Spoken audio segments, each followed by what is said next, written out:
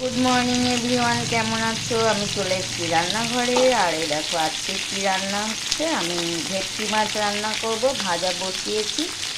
আর এখানে হচ্ছে তারপর দুটো খুন্তি ইউজ করছি, যেহেতু দুটো কড়া বসিয়েছি। এখানে ভাজা হয়েছে শিম, আলু আর ফুলকপি। তো আর এদিকে ডাল হয়ে গেছে। তো মাছটা ভাজা হবে ততক্ষণ আমি একটু মশলা করে নেব।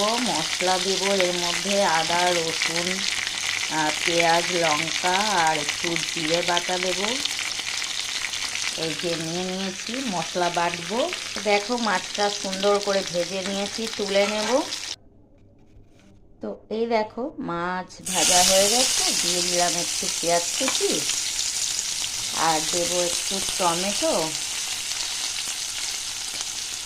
তো এই যে দেখো পেঁয়াজ আর টমেটোটা আমি ভালো করে ভেজে নেব।